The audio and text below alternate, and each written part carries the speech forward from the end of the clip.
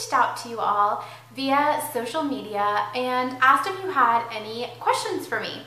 And you guys did. I went through those questions and I picked out some of them to answer for you guys here today. If you guys like this type of video, then definitely let me know and I will try to make this a series and do more of these question and answer type videos so you guys can get to know me a little bit better, as well as I can help answer some of your more practical questions. So let's get started. I've got questions from Facebook, Twitter, and Instagram, and I've just got them on my phone, so I'll pull them up.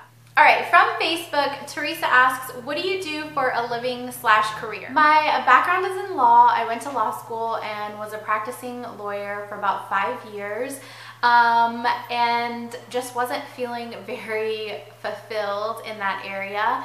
I still maintain my license and I do still practice law and do legal consulting on the side. But I currently own a luxury salon and spa here in my hometown.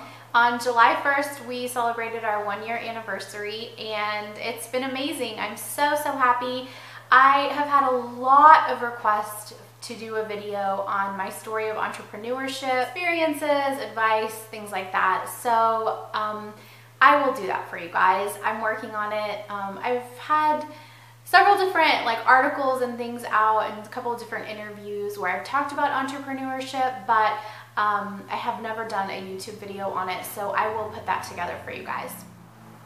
Okay, Elise asks, how many rolls of washi tape do you own? I have no idea. You guys can see over there in the corner my washi tape collection. I store it all in an antique candy dish on my desk. I've got an entire video on my washi tape collection, everything that's in there, and my storage, so I will link that down below. All right, Irene says, May, you seem to have lots of things going on. How do your days look in general? Like, what amount of time do you spend on each part of your life? Blog, YouTube, blow bar, etc. My days are very different. No single day looks the same. I'm on the board of directors for a couple of organizations. I write for a couple of publications. I have my consulting clients. I run a business full-time. So every single day is different. The majority of my days are spent at the salon. I do go there almost every single day. Because we are so new, I like to still oversee everything. So, and I just have an office there where I can do most of my work. Most everything else is things that I can do on the internet, so I don't really need to be in a physical, actual location for that. So, but as far as percentages of time, I would say about 80% is work, and so between my salon, the blow bar, and consulting clients and that kind of stuff, 80% is that. 5% is my blog, YouTube, and things that I like to do for fun. All right, on Instagram, someone asked, what kind of hole punch do you use for your Filofax pages? And I use the KW Trio. Let's see, the number is the 9170. It's an adjustable 6-hole punch. I absolutely love this thing. I love it because I do not have to flip the pages. So it's totally adjustable. Some punches, if you want to flip between using it for personal size as opposed to A5, you have to do all these crazy flips in your pages, and I just honestly cannot be bothered with that. So this one is fully adjustable, no crazy flipping required, you just punch it, and I love it. I ordered this on Amazon, so check Amazon or eBay. This is the box if you guys want to make sure you're getting the right one. I think it was probably around $20, and then shipping was maybe $10.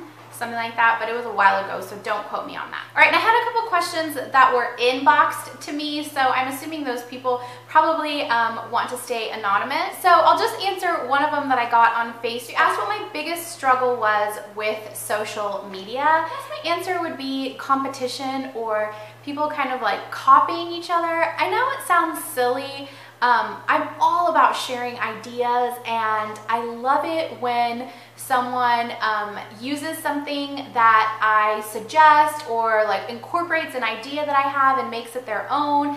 And I think that's spectacular.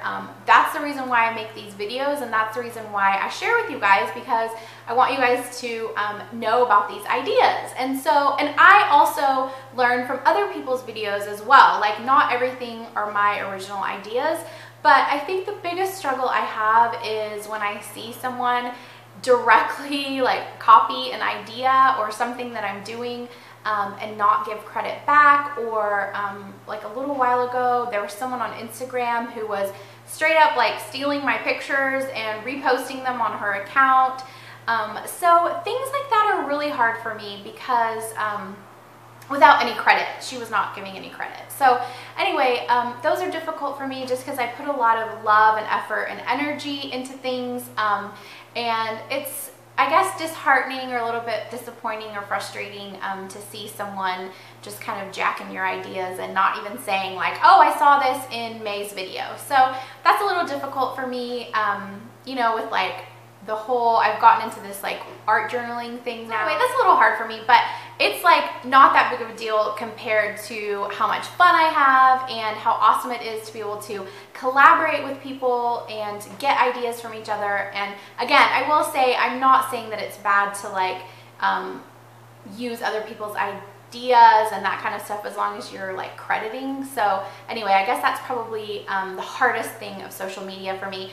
Otherwise, I know a lot of people say like this whole, you know, being authentic and all of that on social media. I don't have any problems with that.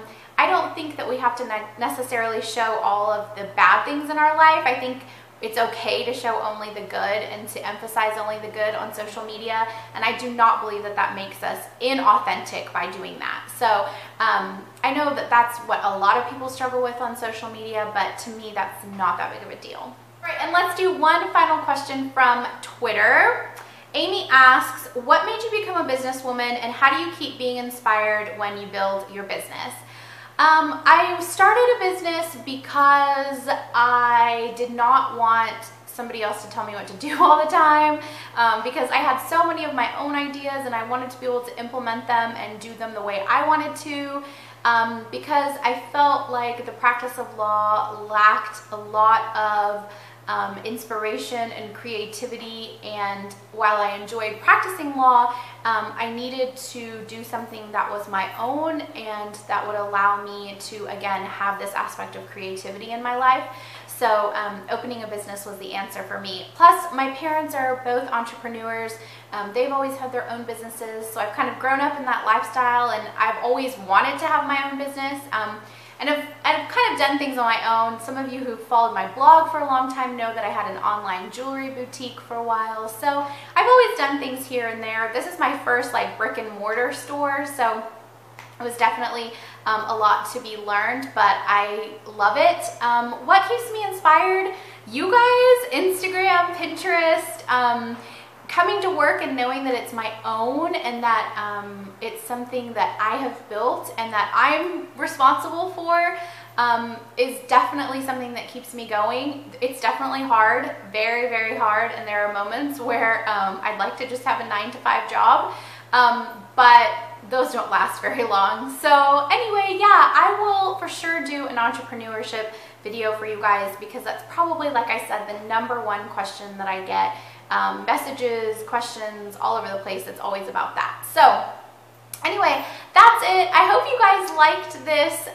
Be sure and let me know if you did. If you have any other questions for me, you can leave them down below and I'll compile those for another video.